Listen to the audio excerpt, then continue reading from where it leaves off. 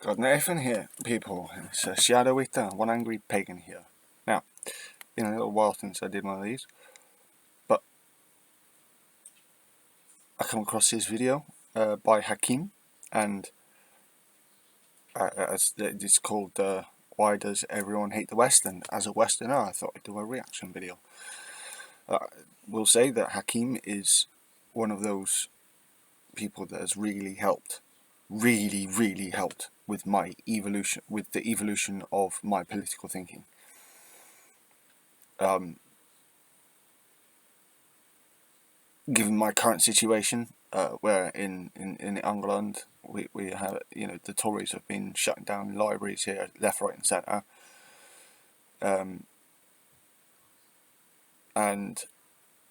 there's a bit of a lack of funding, so trying to get out of the books that he recommends is a bit difficult. I try to read whatever excerpts and such that I can find, but once I've got more money, hopefully I'll be able to start buying the books he's been recommending. But otherwise, the stuff he puts up, and as well as his fellows, Ugopnik and JT from Second Thought, they've really helped with my political thinking, with the evolution of my political thinking. There are some things that I might disagree with them on, but for the most part, I was bang on with them. So yeah, bit of a plug for them there. I don't think I'm likely to disagree with anything in this video, but here we go. Why does everyone hate the West? Well, I can think of a few reasons, but we'll see what he thinks.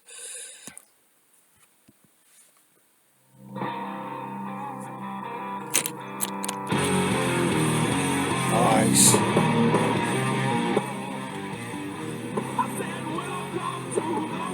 More on, please. Nice. That's cool. Hi there.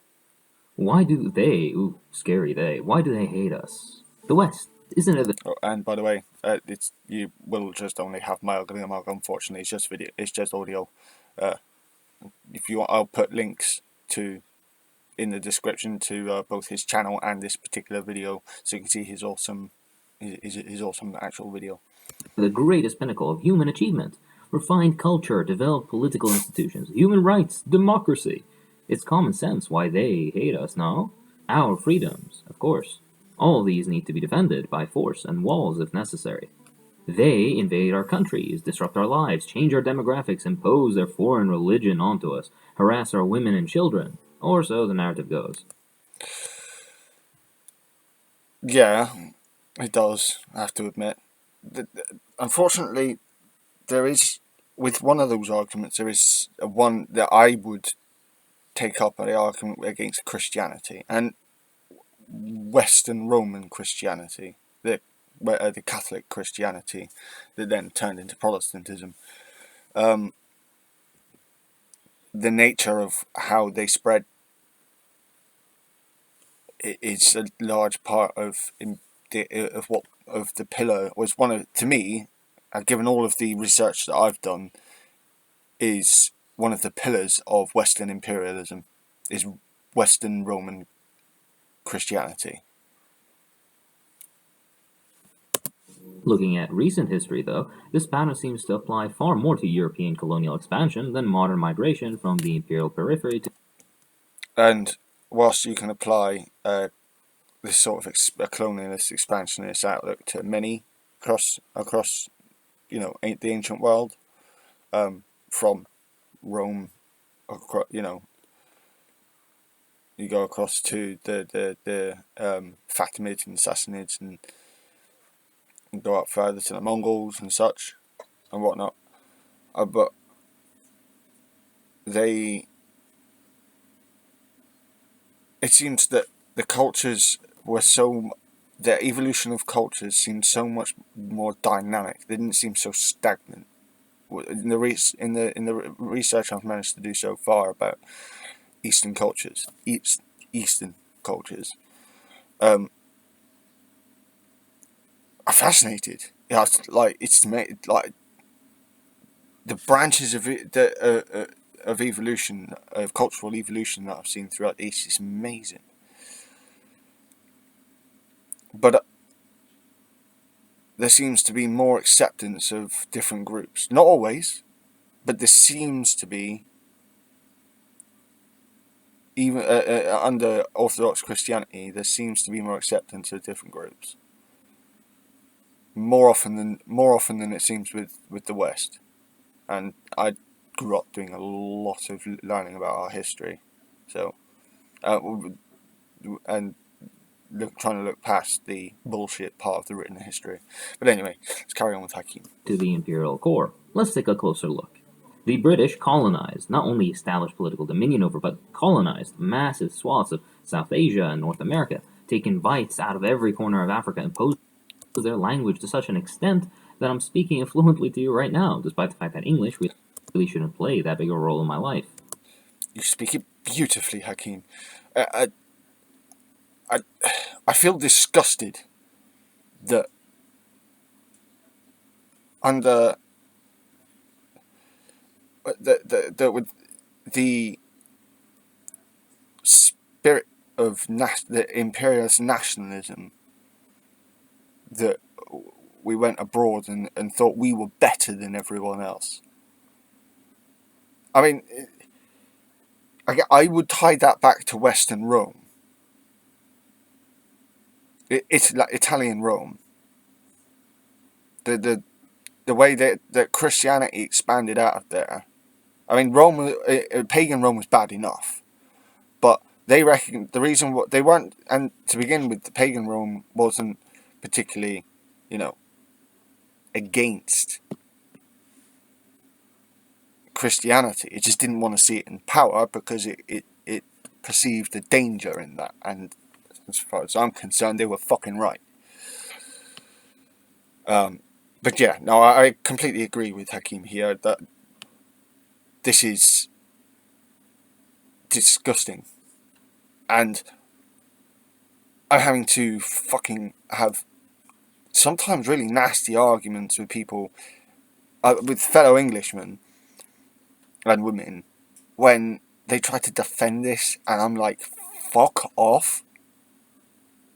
What right did we have to go over this? It's the same thing about the fucking divine right of kings, in my opinion, but what right did we have to go over there and impose our beliefs on them? That's my view on it. On the topic of languages, the French forcefully imposed their language in what is now the Francophone world, disallowing education and employment So we're not the only ones. in anything but French in countries where they were the absolute smallest minorities. In violence, fewer surpassed the Belgians in the modern era, where cutting off hands was considered a 3 so far, all from Western Europe. worthy price. All overtaken by originally the original culture to invade was a Christian Roman one. Well, I suppose pagan Roman, but the pagan Romans wouldn't, so long as you added a Roman pagan god to your pantheon, it's fine. You could believe in your native gods. But with Christian Romans, even that leniency went. For rubber profits. When it comes to imposing religion, none did that better than the Spanish, which enforced Catholicism from Latin America to the Philippines. Nonetheless, this isn't the point of this video. History is messy, and all sides have done something unspeakable. Oh, don't get me wrong. Fucking pagans. The pagans haven't. Like, I already said about pagan Romans. Like, pagan Rome was what originally came over and invaded Britain. And then when it adopted Christianity, so did Britain.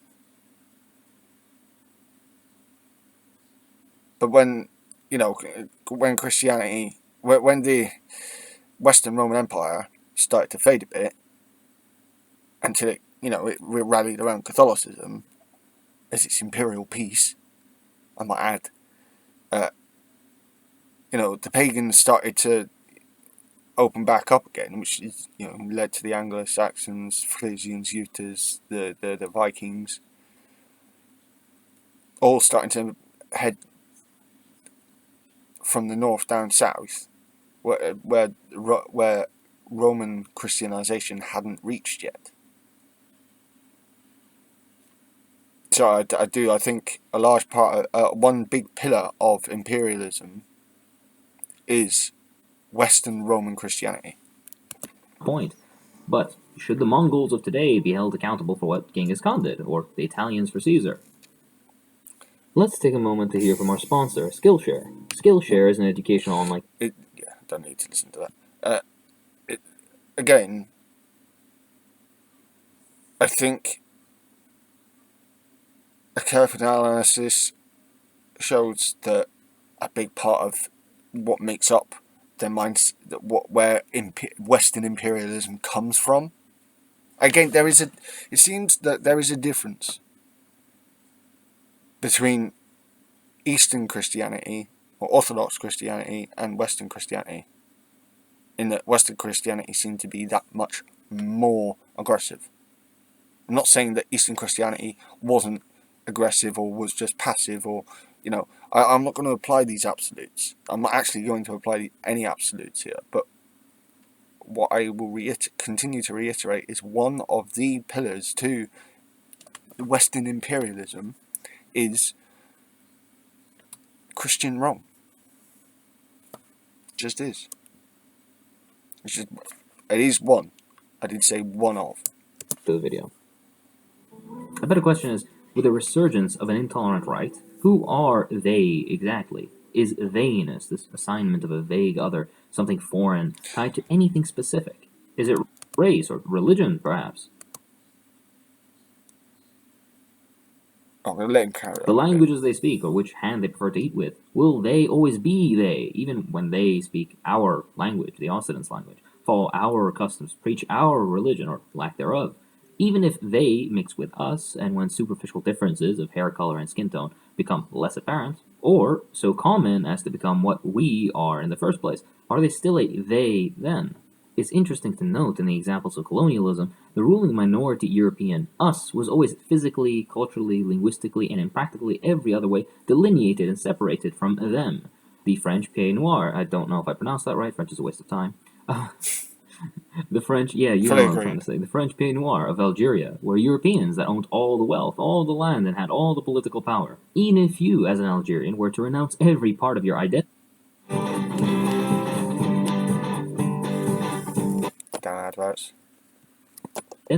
you'd at best become a third-rate Frenchman, still inferior to the lowest of colonizers. This pattern reproduced itself from Vietnam to South Africa. An interesting parallel that remains is in the illegal settler colonial military occupation that doesn't deserve to be named. These aren't the examples that interest this resurgent right. Just want to point out another similarity. I'm sorry to keep doing this, and I know it seems like I'm just trying to pick on Imperial Rome, but if you could do enough research, and I'm not just coming from a bias here, that I came at this, I arrived at this research at this conclusion through unbiased research, because I was just genuinely curious as to find out what the reason behind all this cruelty was. And again, there is a huge similarity to Western Rome, and I could even draw it to Western Rome in Britain.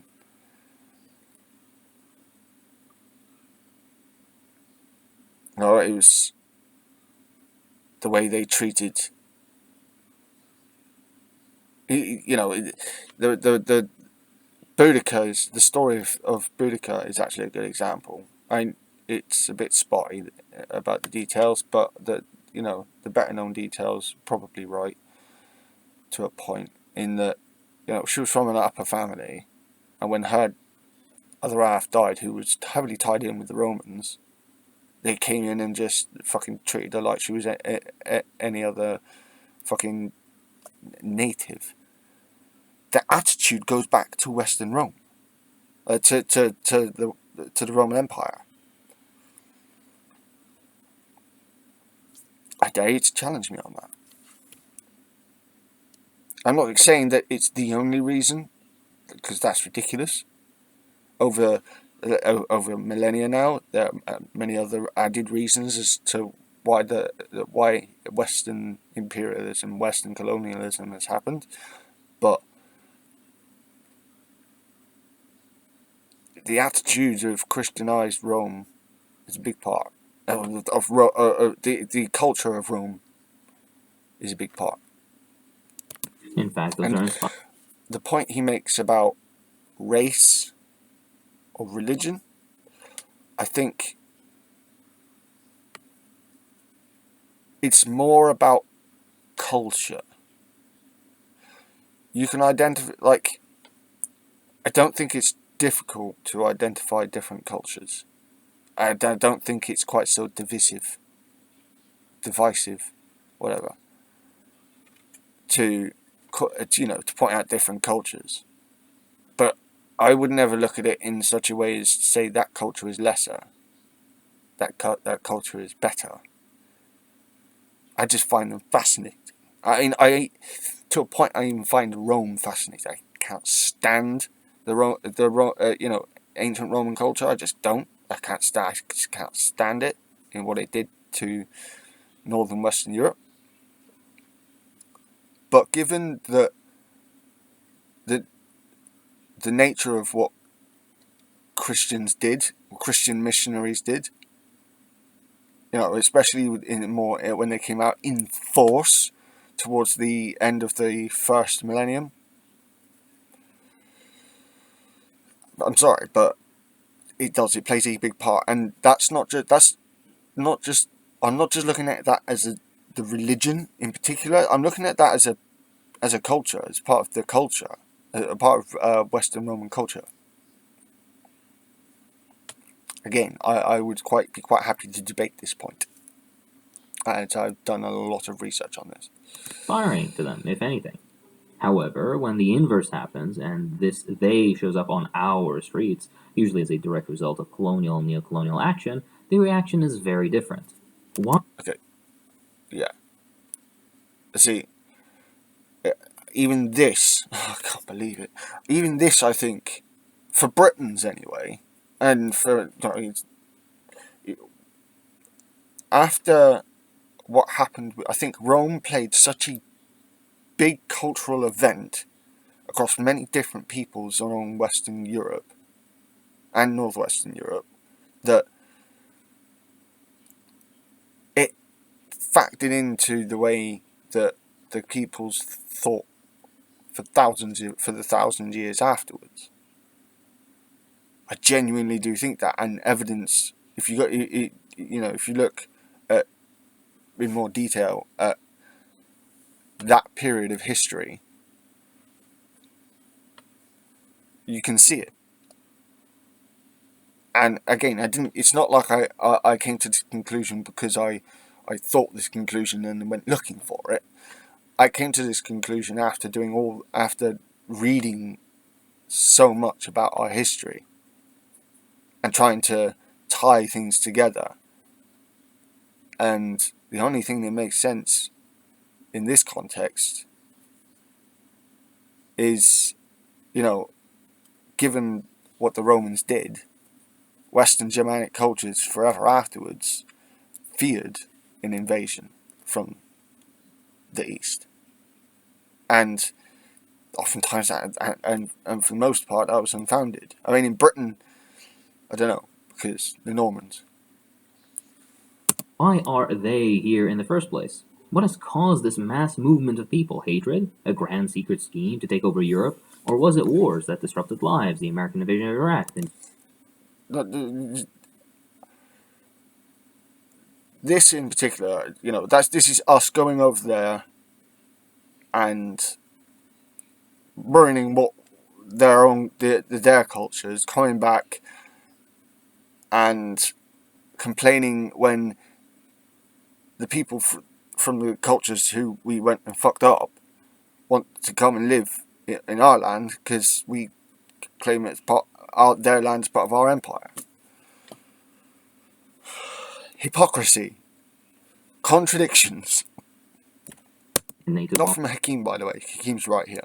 Syria, the Bang on. French destabilization of Libya that has caused Libyans to land on the shores of Sicily and Syrians to dangerously cross the Mediterranean in leaky boats, fearing for their lives. They don't seem to ask themselves, wouldn't you prefer to be home rather than anywhere else? Can you imagine the sort of pressure required to abandon your home? The idea of living in poverty in a distant land surrounded by differing languages and traditions is attractive only to a few.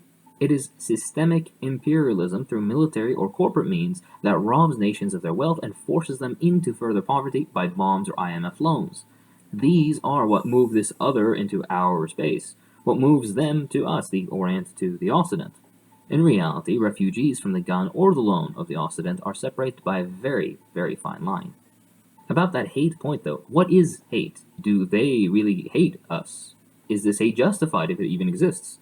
To some, hating is to dislike. To others, it's a lot more sinister. An existential challenge, a life-changing epoch, a catastrophic clash that will either make or break something something, white woman in wheat field, something something, a pagan symbols, something something, the Christian conception of the family unit. Okay, I don't know what Hakeem means there by pagan symbols.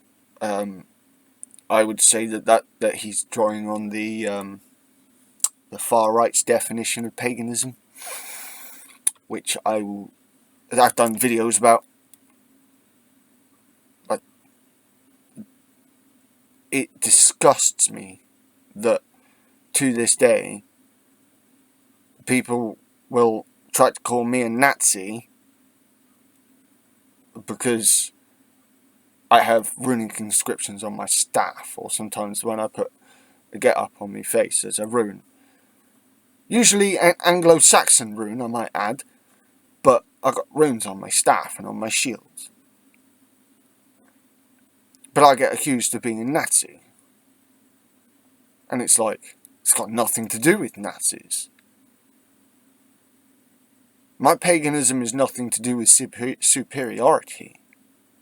I don't believe that paganism is necessarily superior. It's just that it's part of my, it's part of English culture that has been tamped down for a long time, but it never actually disappeared. It was always there, bumbling under the surface, and under the logic of recurrent evolution, re-emergent evolution, I applied that to culture and religion. Something that is tamped down for a long while can still pop up again, especially if there is still something left of it, which there was. Now it's true that pagans, especially Anglo-Saxon pagans going forward, there's a lot of new stuff that needs to be thought up, but isn't that what evolution is about? Some of the old stuff, some of the new stuff. I do have to pull him up on the pagan point. These voices that emit from the Occident fear, and fear very deeply, a change of us into them, of an orientalizing of the Occident. Basically, what they fear most is what they did most to others.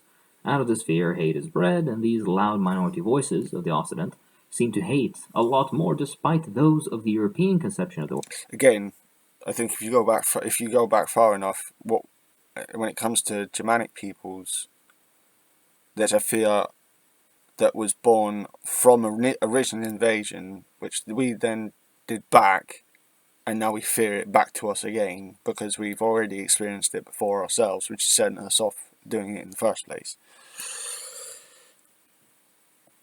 Orient, having experienced our colonial oppression for far longer, in some cases even centuries.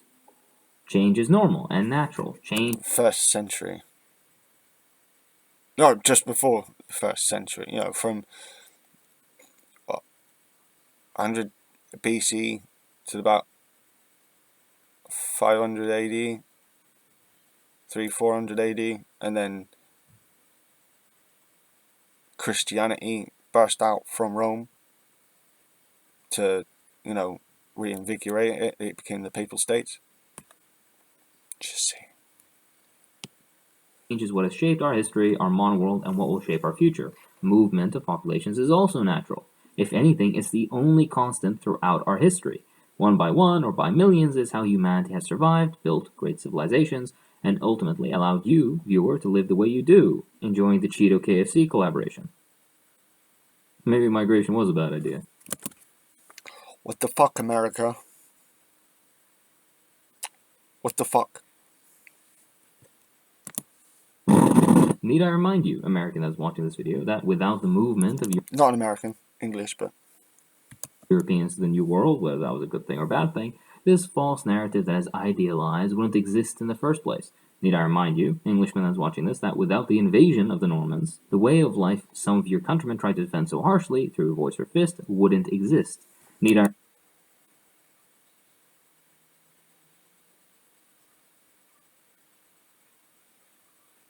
so I just want to. I'm not sure what the point he's making is here. thing or bad thing?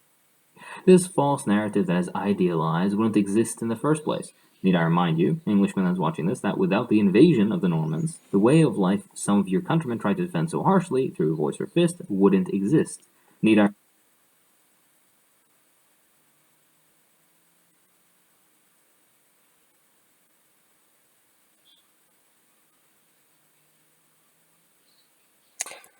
After the Normans came here, they changed a lot about what was English. And in many places in Britain, even in the southwest, we held on to a lot of what made us English. In Wales, there were those that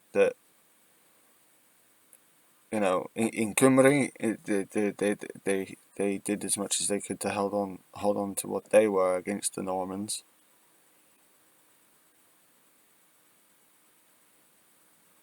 So I don't know. There's still some rancor. I think part of the reason why there's such rivalry between England and France originally is because of the invasion of the Normans. remind you, French viewer, that without the invasions of Roman legions and settlers that considered your ancestors barbarians, your very language that France imposed on North Africa would never have existed in the first place. Again, I'm not sure what point he's making here. I'm not. Is his point good or bad? Is he saying these changes are good or bad? Because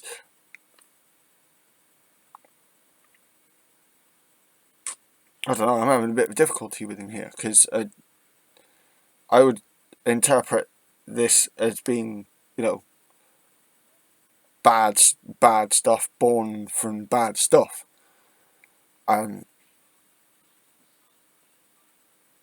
not entirely sure on the direction he's going with this, which is different because I can usually fully understand what Hakeem's on about, but I'm not entirely sure where he's going with this. I'm not saying that the invaded should stand by and let the invaders replace their way of life, but the narrative itself is wrong and that needs to be shown. Regardless,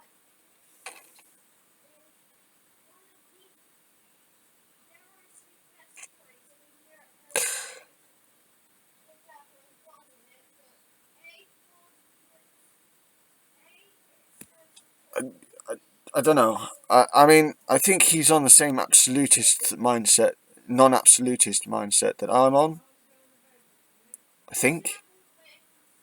Because, again, I wouldn't consider Rome as the only reason why we are the way we are.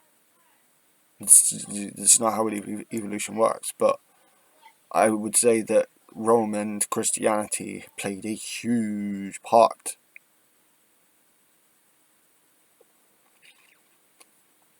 And not in a good way. So when you get neo-pagans like us, like especially left-wing neo-pagans like myself, and we take a critical look at Western history, a lot of us come out of it decrying Rome, and as far as I'm concerned, for a damn good reason. Again, I would love to hear. I'd love to debate this point with Hakeem, I'd like to hear him expound upon this point a bit more, because I'm not entirely sure I understand what his point with this little section is. Regardless, understanding all that, it doesn't matter. The fears of those voices are unfounded. Demographic shift is a lie which has been proven false time and time again. There is no great replacement. The supposed corruption of us, the Occident of the West, is nothing but a myth. Whatever little change is occurring is a direct result either of Western economic and political actions or of Western political thought. Even when a perceived downfall is being caused by our own, they are still blamed. Okay.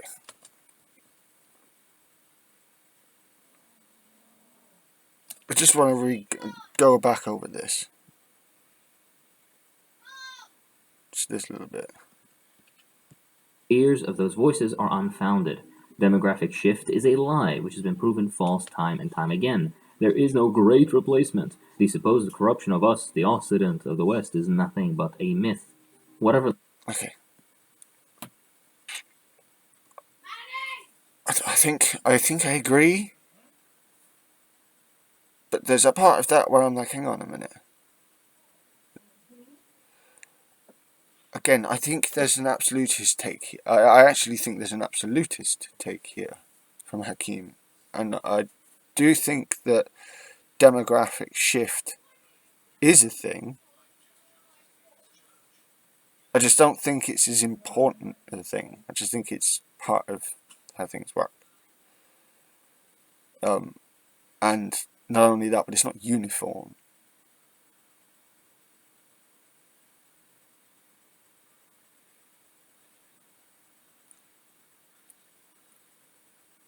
I don't know.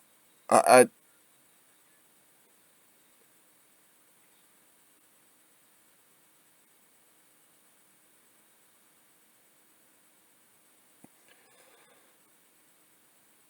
suppose it depends on what type of demographic. I mean, if you're looking at age demographics, I think age demographic shift is a thing. I can use Brexit as a perfect example for this.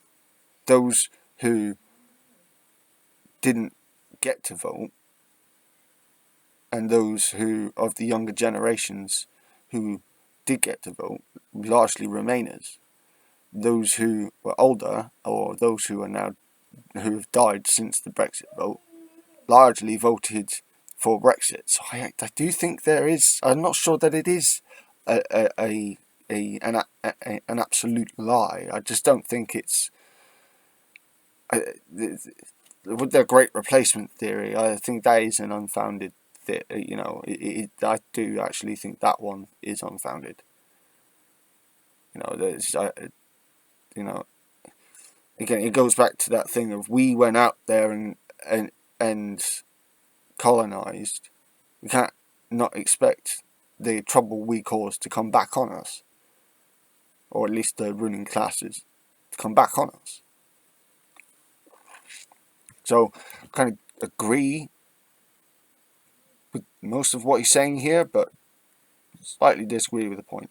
For little change is occurring is a direct result either of Western economic and political actions or of Western political thought. Even when a perceived downfall is being caused by our own, they are still blamed. Funny, isn't it? On the topic of the West, though.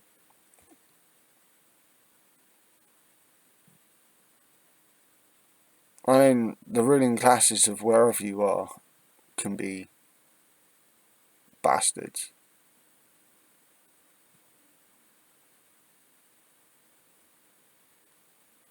I think I agree with him on this.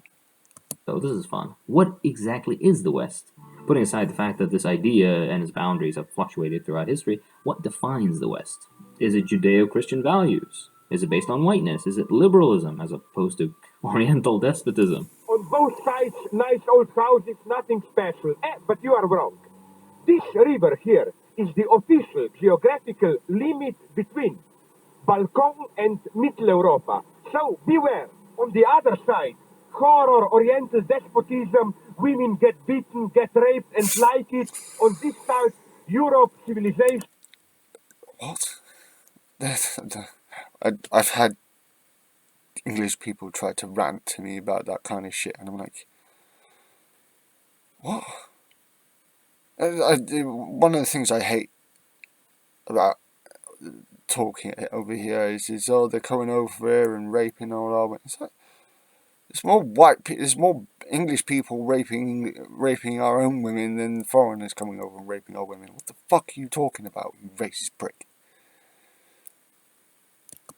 Women get beaten and raped but don't like it. So, Balkon, Mitteleuropa, don't forget it. Right. It could be said that there is nothing inherently Jewish about the modern Occident. Jewish centuries-long oppression within the Occident proves that. In fact, Jews are frequently lumped in with this feared other. If Arabs or Africans or Muslims I have my own arguments with modern Jews because they decided to pick a fight with my people for some fucking reason. But as them as a whole, my argument is their theological basis. I just don't believe in. I don't believe in one God. That's all it is. So that my argument against Christianity is the same against arguments against. My argument, my main theological argument against Christianity is the same as Judaism and Islam. I just don't believe in one God. are no longer in vogue, then the Jew comes in. If Jews are sacred and protected and hence untouchable, stick in the Orientals, at least until they can get rid of all of us. In the end, it matters little. Clunky sentence structure, but I had to avoid the Linkin Park lyric. These voices want to paint an other. We need a they. Give the people an enemy and they will follow you to the gates of, well, the chambers. Alright, if not Judeo-Christian then, does that mean the West stands on purely Christian foundations? What do you make of this argument when in the Occident believing Christians are a declining commodity? Now, the graph he's showing goes from 94 till 2014, and it does indeed show the decline of religious identity.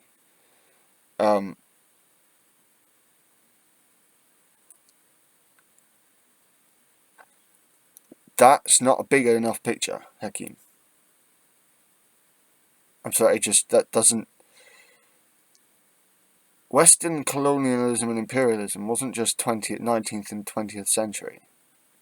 This has happened over hundreds of years.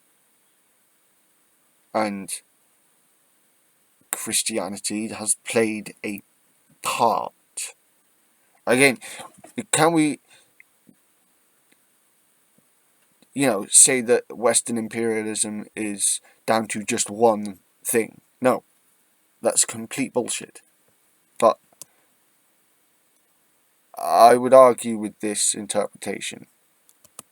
What is Christian exactly about secularism or separate legislative and executive powers? What of the they of Christian faith? The Indian Christian surely has more common with his Hindu. It's the proselytizing, Hakeem. It's the it's the same conversion. It's the same method. It's the same method.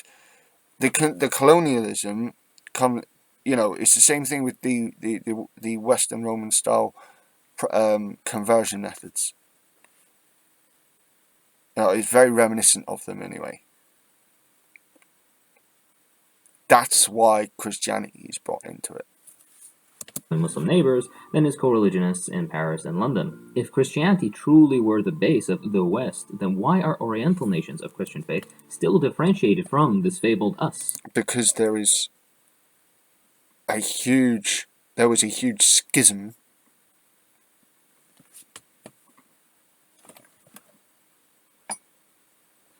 2 seconds.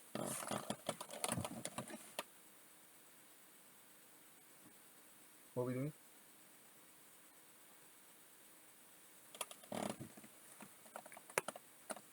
Yeah, there was a huge schism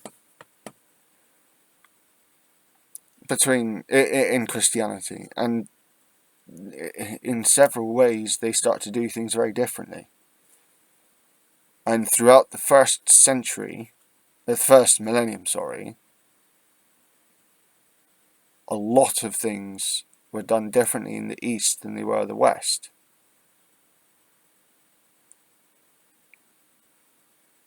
So when I say Christianity, I would define that as Western, as Christianity born from Western Rome. Why are Angola and the Philippines still they? How could it be Christianity when much of Christian Europe was pagan 1,000 years ago? I'm not sure if this is because he doesn't know about history of Europe past 1,000 years ago, but the Romans and their Christianity were spreading way before 1,000 years. Well, yes, there were still pagans, but again, it was, their reach was growing. They were, by, what was it, 700, 800 AD, they'd gotten to Iceland. So, I'm rather surprised here because, I learned from Hakim. I consider Hakim a teacher in a way. I might have to have a chat with you about this, Hakim, because I'm sorry, but Christianity was playing it was a huge part of how cultures interacted and shifted throughout the first millennium, in Western Europe in particular. Maybe it isn't Christianity. Maybe whiteness is the foundation. But again, I wouldn't put it as a core reason. I think it's one of the pillars of imperialism, but I don't think it is the core. That the West is built atop. Although a simple answer. If you're going to drill it down to something, the core of imperialism is largely down to fear. But I personally wouldn't be so absolutist in my analysis. This complicates things even further. Whiteness isn't something you can prove scientifically. As you may expect, whiteness as a concept is more than skin deep. To prove this, look at the Jewish example. So is whiteness a state of mind? Is it certain customs, levels of... Again, I think this is more culture, and culture expands and retracts and evolves.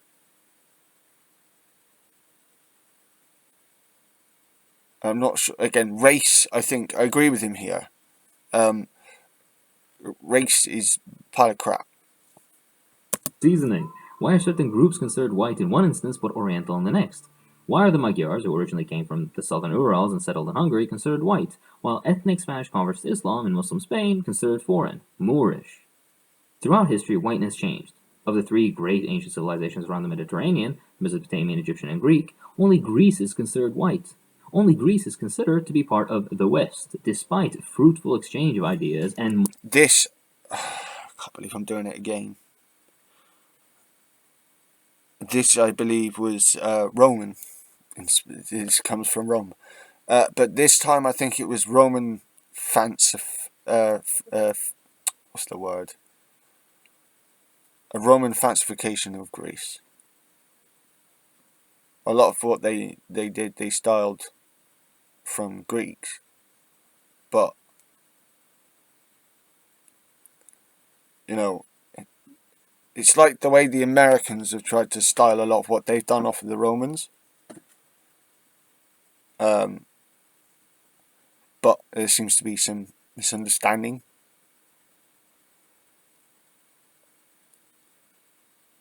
So I would say that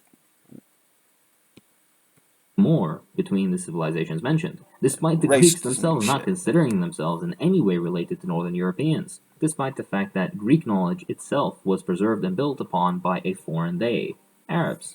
Byzantine Turkey was considered white. The Library of Alexandria, my gods, I would love if that thing had survived, I would love to have be able to go through that. Fucking hell, that would be a fountain of knowledge. Modern Turkey is not, despite it having been an intrinsic component of many Western empires and having been part of the West prior for far longer than many modern European countries. Where is the line of exclusion drawn? Why and by whom? Why does whiteness end at Georgia and Armenia with the exclusion of their neighbor, Azerbaijan? No, whiteness, although tempting, is not what makes the West. Is liberalism, then, the defining feature of the West? How could it be when both fascism and all strands of socialism came out of European minds and European environments? Nazi Germany and Fascist Spain didn't stop being part of the West, and neither did Franco Spain or Salazar's Portugal. Interestingly, socialism was always painted as diametrically opposed to the West, whether in Germany, Russia, or Czechoslovakia. To some, socialism was a Jewish plot drawn up by the scheming Asiatic hordes to ruin what is intrinsically European. This was loudly proclaimed by the fascists and quietly affirmed by the liberals. The reality is, though, that socialism was and is a European idea, for a long time a European phenomenon. Maybe, and this is just a thought, it's convenient for certain people with certain relations to the means of production, wink wink, to use the idea of the West for their benefit. A convenient rallying cry, sloppily put together with bits of this and that, but philosophically and materially empty. What? And this, yeah, kind of. There's much here I can agree with. White man, those white men are your brothers until they aren't. Mm. You know how this goes. Divide and conquer, distract, misguide, paint enemies and change what they look like. The other, they are always. I think there's also. I mean, I might have a completely different conception or perception, sorry, of what makes other. I don't believe other is necessary. Where most people, when they consider the other, automatically the thinking is it's bad, it's different, it's bad. That's not the way I think, and I think I might be an outlier on that one.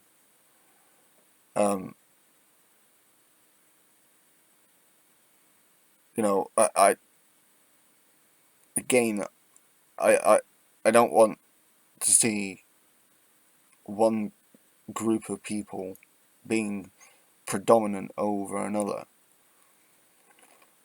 This is not how I prefer to see it. Different, always changing. The purpose, however, is always the same. Not that. All right, not saying that doesn't happen. Of course, that happens. That's just not how I think. What I mean is that's not how I'd like things to be. What am I getting at? Whom do these ideas serve exactly? Who benefits? The ruling Division class, the breeds an bourgeoisie. attractive weakness that can be taken advantage of. A ruling class, not Capitalists. invisible and conspiratorial, but very much in the open, takes that advantage. Upon these divisions of us and them, of Occident and Orient, are clear power structures and benefits that the ruling class take. Blame the immigrant, even though the ruling class of your own country, your own blood, shipped production overseas. Blame them, those foreign to you, even though austerity is pushed by a ruling class that looks just like you. Well, maybe a little bit more lifeless. The weakness of one class yields strength to another. Now, you may disagree and say that exact ruling class doesn't want a vague other. They stand for liberal fully freedoms agree. and liberal values. Well, they do until they don't. The ruling class of every race, religion, and nationality imaginable uses whatever they can to protect their own interests. Elections are free and fair if the right guy wins. If they are relatively safe, their wealth and power secure, well then, Hakeem and Yegotnik's JT have really opened my eye up to some of the big fallbacks of electoralism. I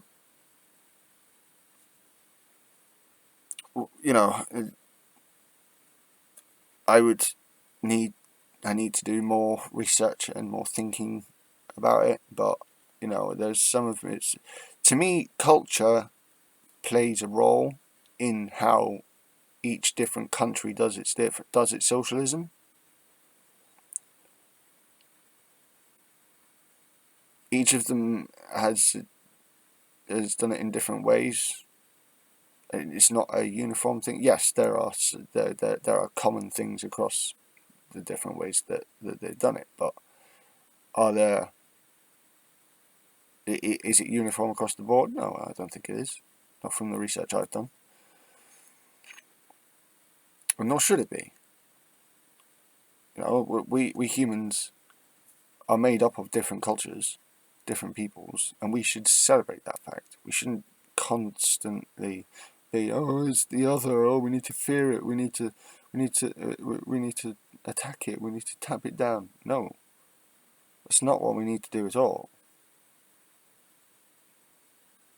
We need to accept that there are others, and that the different aspects of our cultural differences can be beneficial. Look, America, even Britain, my own country is a perfect example of this.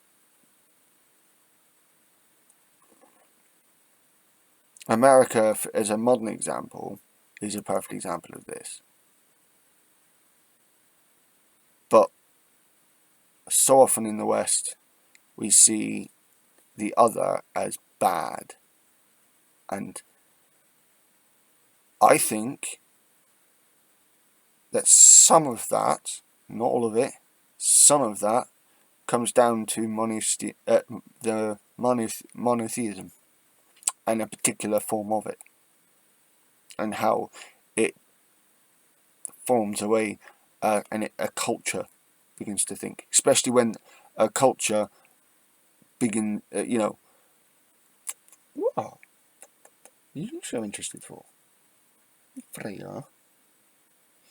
Wow. You. Yes.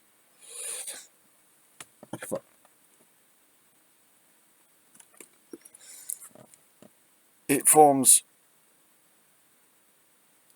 when a culture, when a people become, very close to that religion, it becomes a part of it. It starts to form how those people think.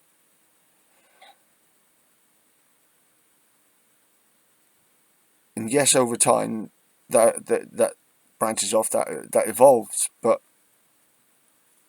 I do think monotheism has been a big problem here, or this particular the particular Western Roman version of monotheism was a really rotten pillar of what makes up imperialism and colonialist. Imperialist and colonialist West. Sorry, I'm not wording. Welcome to modern Europe, where we accept one and all and do not draw distinctions between one another. This fake liberal facade is exactly that, a facade. It's an illusion. Their power threatened, however, and welcome to Nazi Germany or fascist Italy. Fascism itself isn't a movement that sprung out of thin air. It emerged as a calculated response to the militancy of the working class during that era. With the workers in line, by bribe or fear of loss of life or loss of livelihood, then the system is stable and the ruling class reigns comfortably. When the workers realize their power and demand more, then the black and brown shirts emerge, with the full backing of their ruling class masters. Fascism is capitalism in decay. Now, if one thing is certain, capitalism is decaying this very day. Yeah. This was a quick kind of remake / commentary on a much earlier video that. Yeah. So, yeah, I agree with Hakeem. A large part, he might not seem like it, but this has been nearly an hour-long video, but I do. I actually agree with Hakeem in quite a lot of ways.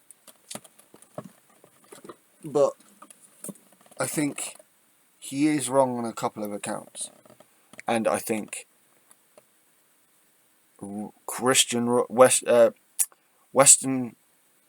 Christian Rome is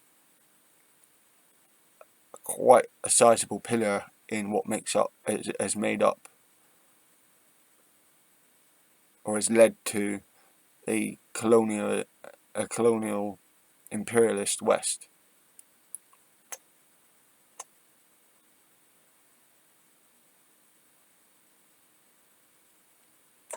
That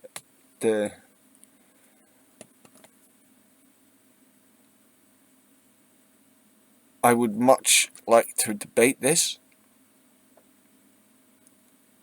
but I've done a lot of research myself, and the sense of othering, that can be seen elsewhere. But me personally, I don't fear people of different skin color. There's no reason to. I argue with people of different religions on a theological basis, not because I fear the people, not because I fear so to a point I might fear monotheism because of, America. Whoa. Because I'm not wearing a hood. You can't hide. Is that right? Yeah. But yeah, I'd love to talk to Hakeem about this. Debate this particular thing with a fellow Englishman, even, or an American. I think the West needs to be introspective here. This video was very good. I like this video, and just like most of Hakim's stuff, nearly everything Hakim's done, I've learned. I either learned or I've agreed with like 90% of what he said. So yeah, my main big thing here is I do really think that. Hang on.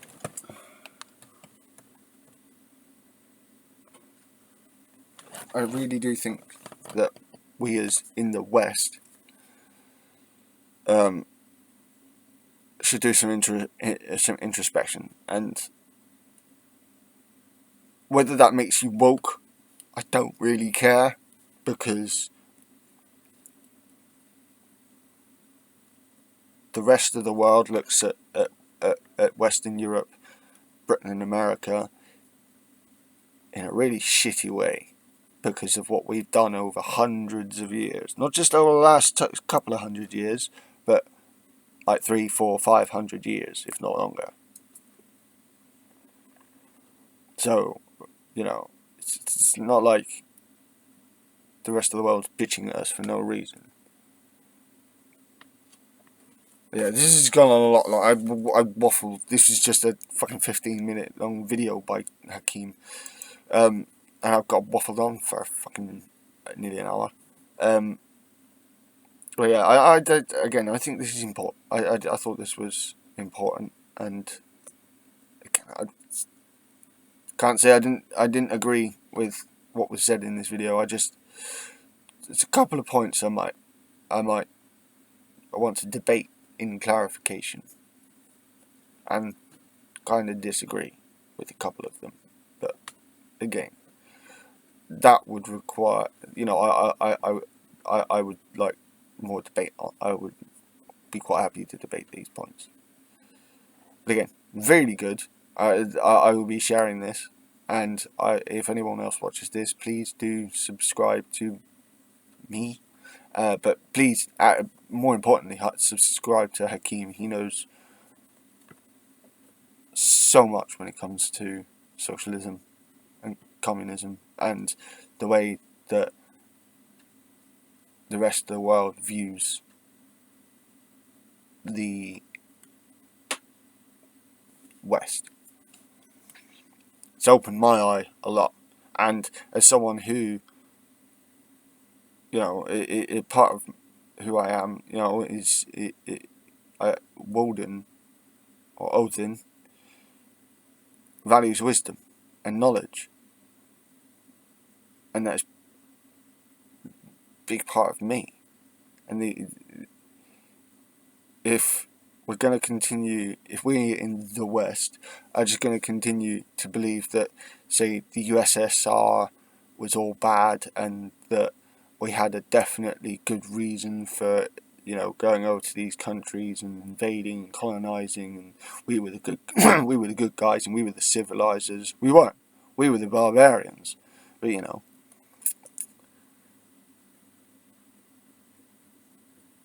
I think a lot of lessons can be learned,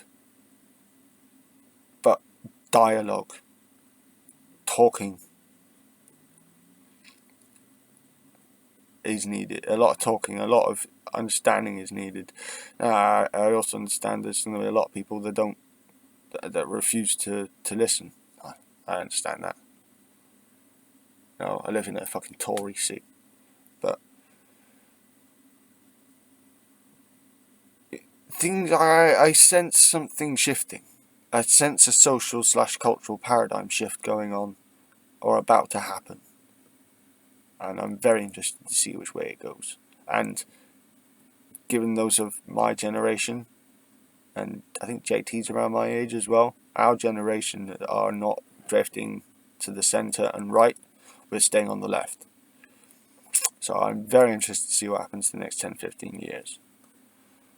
Again, this has been Shiada Wita, One Angry Pagan. called Weird Seal and Leicester Thursday, and please go subscribe to Hakeem. I will put the link to this video down below in the description.